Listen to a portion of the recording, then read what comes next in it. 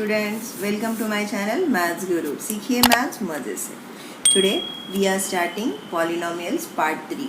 In this part we will see graphical representation of a polynomial. First we'll see graphical representation of linear polynomial. Here one polynomial is given 2x plus 3. We are considering this polynomial equals to y, and by substituting x values we can find out y values. And after getting this x and y values, we consider this as a coordinates, x and y coordinates. And by using these coordinates we can plot a graph. We will see here. This is a graph of a linear equation. It is a straight line and it has only one zero because its degree is 1, and we can see here the graph is touching or intersect to x-axis at only one point, and that is the zero of a linear equation. Now we'll see graphical representation of a quadratic polynomial. One quadratic polynomial is given here, x square minus 3x minus 4. We are considering this is equals to y, and by taking different values of x we can get y values, and these x and y values are nothing but our coordinates, and by using this coordinate we can plot a graph. We will see here, this is a graphical representation of a quadratic equation, and the graph of this quadratic equation is in U-shaped called parabola. If a is greater than 0 in ax square plus bx plus c, shape of a parabola is opening upward, and if it is less than 0 then it is opening downward direction. Quadratic polynomial has degree 2, so it has almost 2 zeros. We can see here the graph is touching x-axis or intersecting x-axis at two different points, and these 2 points are nothing but its zeros of a quadratic equation. Now graphical representation of a cubic polynomial.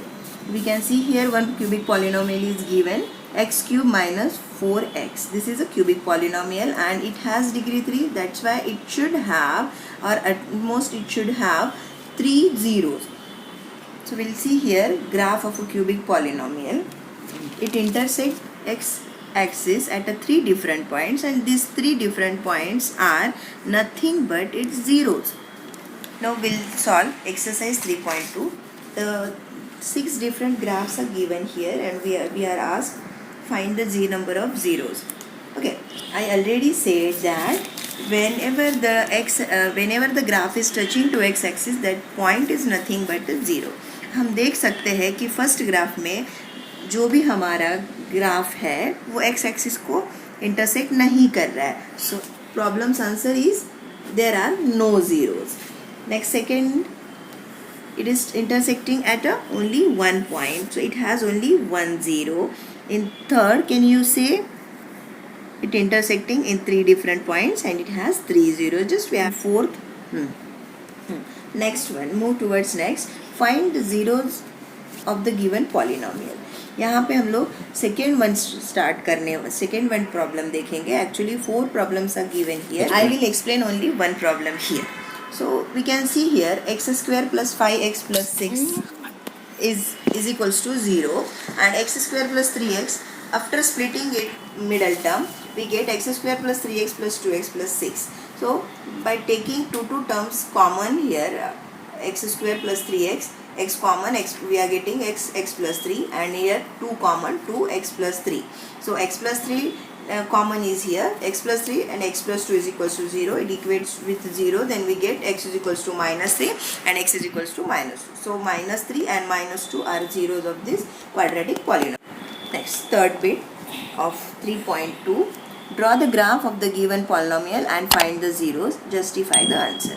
See here बच्चों, कुछ polynomials दिए हुए हमें उसके graphs निकालना है, but for plotting a graph we require some points, and for points x and y coordinate should be there.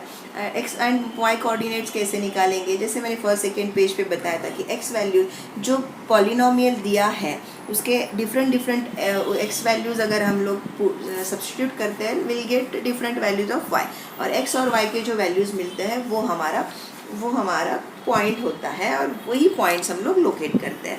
सो मैं आपको first tabular, there are two different ways to find out the solution. First method will see here tabular form. देखो बच्चों, जो भी polynomial दिया हुआ है हमने लिया है x² - x - 12. अभी एक पॉलिनोमियल दिया है, उसका ग्राफ निकालना है. तो ग्राफ के लिए पॉइंट्स चाहिए. अब हम लोग पॉइंट्स कैसे निकालते देखो. तो फर्स्ट हमने, ये ट्रायल एंड एरर मेथड होता है बच्चों. इसमें हम लोग क्या करते हैं, हर टाइम x की वैल्यू चेंज करते हैं. यहाँ पे हम लोग फर्स्ट क्या करेंगे, हम लोग we can start with 0 also.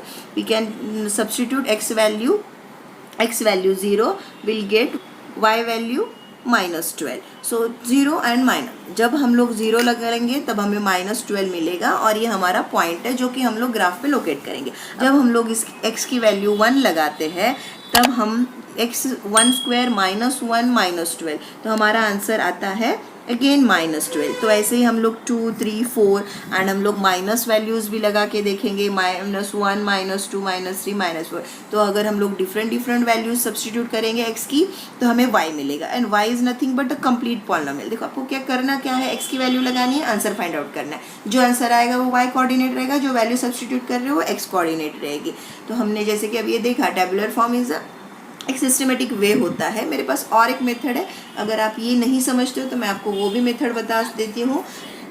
x² - x - 12. हम यहाँ क्या करेंगे, पुट x वैल्यू 1. तो p ऑफ 1 क्या बनेगा, 1² इट्स -1 - 12 इज -1. अभी इसे सॉल्व करना पड़ेगा. 1 - 1 - 12, क्या आंसर आएगा यहाँ पे हमें, 1 - 1 it is 0. So we get -12 here. तो देखिए x लगाए, हमने क्या लगाया था, x value 1, we get y value -12. ये हो गया. ये हमारा 1, -12 जो है वो हमारा एक पॉइंट हो गया, जिसे हम लोग a भी कह सकते हैं. अब ऐसे ही हम लोग उसके नीचे ही हम लोग, चाहिए तो आप देख सकते हो, x² - x - 12. Now I'll put -1 value, p of -1, or you can see -2, or you can go in a sequence also. p of 2 लगाने से क्या होगा, -2. see -2 होल स्क्वायर, यहाँ पे ऑलरेडी माइनस है और x की वैल्यू -2. देखो यहाँ प्लस माइनस से आपको बिल्कुल कंफ्यूज नहीं होना है. -2 square is 4 and minus it become +2 - 12. तो क्या हो गया यहाँ पे, 4 + 2 6, 6 - 12 इट इज़ -6. तो जब मैं यहाँ पे b पॉइंट लेती हूँ, जब मैंने -2x लगाई थी तब मुझे -6 मिला. तो ये मेरा एक पॉइंट हो गया. तो ऐसे मेरे पास एक 5-6 पॉइंट्स आने के बाद मैं क्या करूँगी, ग्राफ लोकेट करूँगी और वो ग्राफ ऐसे रहेगा. और सकते हो आप लोग कि क्वाड्रेटिक इक्वेशन था, इसीलिए यहाँ एक्स एक्सिस को यहाँ पे टू टाइम्स इंटरसेक्ट कर रहा है. एंड ये जो है वो नथिंग बट जीरोज ऑफ और roots of a quadratic equation we can see. This relationship between zeros and coefficients of a polynomial we'll see here. Okay, so we have seen that quadratic equation or quadratic polynomial x² + bx + c, it has 2 zeros because its degree is 2. ये बहुत बार revise हो चुका है. सो अगर जब हम लोग देखेंगे कि इसके zeros 2 है, तो we are consider here the zeros as alpha and beta. These are Greek letters and we are considering it as alpha, beta as our zeros of a quadratic equation or polynomial. Okay, so alpha, x minus alpha and x minus beta are its factors. Okay, so अगर हमें relation देखना है कि zero and coefficients of a polynomial के बीच में, some formulas are given here, this and this. Some of zeros of a quadratic polynomial alpha plus beta, वो कैसे आएगा, -b/a. ये a b c क्या हम लोग देख सकते हैं कि, तो यहाँ पे है a is a coefficient of x², b is coefficient of x and c is a constant term. तो हम लोग अभी यहाँ पे relationship between zeros and coefficient of a polynomial देख रहे हैं. Okay, so alpha plus beta मतलब अगर हम लोग जीरोज को ऐड करते हैं तो वो जो इक्वल टू किससे रहेगा, -b/a. Minus coefficient of x is b and coefficient of x² is a. यहाँ देख सकते हैं हम लोग.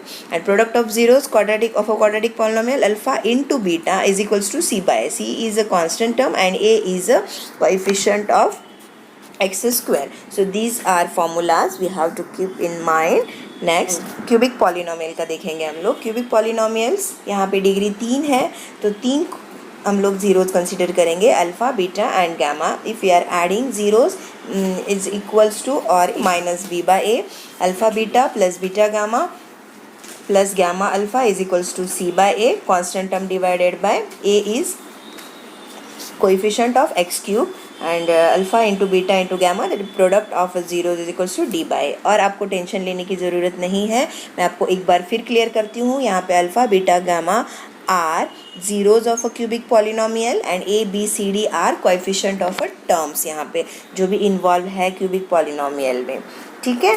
तो ये फार्मूलाज है, इसके ऊपर हमें नेक्स्ट एक्सरसाइज कंप्लीट करनी है। 3.3 some quadratic polynomials are given here and find the zeros of this quadratic polynomial and verify the relationship between zeros and the coefficient. जैसे कि अभी हमने कुछ फॉर्मूलाज देखे, उस पर बेस्ड है ये एक्सरसाइज बच्चों, अल्फ़ा बीटा गामा जो भी हमने देखा है।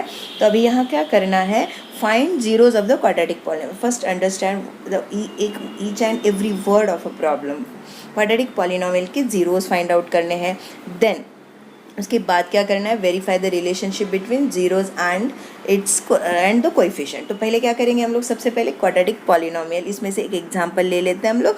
ये लेंगे हम लोग x square minus 2x minus 8, इसको सोल्यूशन देखते हैं। So our first problem x square minus 2x, यहाँ पे देख सकते हैं minus 8 is our problem and we are going to find out its zeros. So it has 2 zeros, okay, because it is quadratic equation. ये हमें बहुत अच्छे से याद हो चुका है, quadratic equation 2 zeros are there. So by splitting up 2 term, middle term, यहाँ पे 2 टर्म्स आते हैं, मिडल टर्म को अगर आप स्प्लिट करते हो, this is the method to solving of a quadratic equation. तो हमें जब कॉमन लेने के बाद अगर आपको बताना है तो मैं डिटेल में बता सकती हूँ।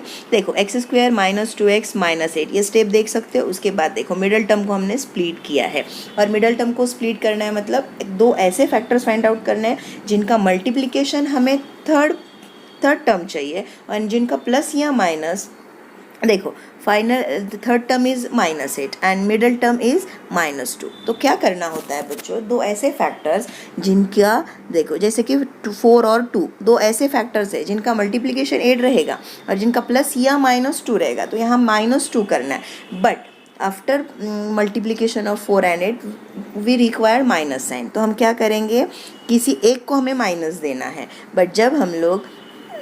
बट हम लोग क्या करते हैं, जब प्लस या माइनस करेंगे तब हमें हमारे जो आंसर है उसको माइनस चाहिए, तो हम बड़ा नंबर का साइन लेते हैं। तो इसीलिए आई एम पुटिंग -4 एंड +2। तो ये 2 फैक्टर्स जो है वो मुझे चाहिए एज अ मिडल टर्म के प्लेस में मुझे रखना है। So I am just writing here x square minus 4x plus 2x minus 8, first term and third term. यहाँ in this step first term and मैंने सेम रखी है, सिर्फ मैंने मिडल टर्म को स्प्लिट किया है और स्प्लिटिंग कर लिया -2x की प्लेस में मैंने -4x प्लस 2x लगाया, वो यहाँ से आया है बच्चों।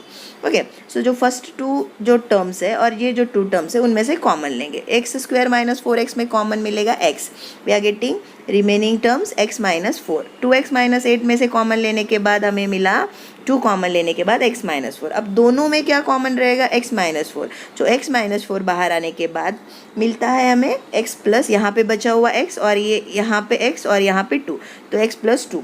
सो x minus 4 and x plus 2 अगर 0 के साथ इक्वेट करते हैं तो हमें मिलता है x is equals to 4 and x is equals to -2।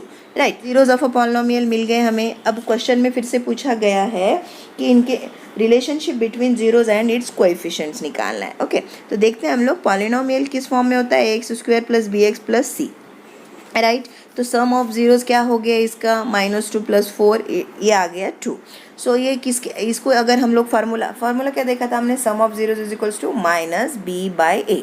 यहाँ पे अगर -b/a लिख देते हो, जैसे कि हमारा ये इक्वेशन है x square minus 2x minus 8। तो बच्चों यहाँ पे देखो ax square minus b plus bx plus c के साथ अगर हम लोग कंपेयर करते हैं तो हमारा a रहेगा 1, b रहेगा -2 और c रहेगा -8। It's simple. तो अगर जब हम लोग माइनस बी बाई ए लेंगे तो ऑलरेडी हमारा बी माइनस है, तो माइनस माइनस गेट प्लस 2/1 आ गया। ओके, तो अगर ये इसके साथ हम लोग कंपेयर करेंगे कि माइनस बी बाई ए भी हमारा माइनस, अगर देखो सम ऑफ जीरोस करने के बाद भी हमारा आंसर 2 आ रहा है और माइनस बी बाई ए करने के बाद भी हमारा आंसर 2 आ रहा है, तो ये वेरीफाई हो गया ना।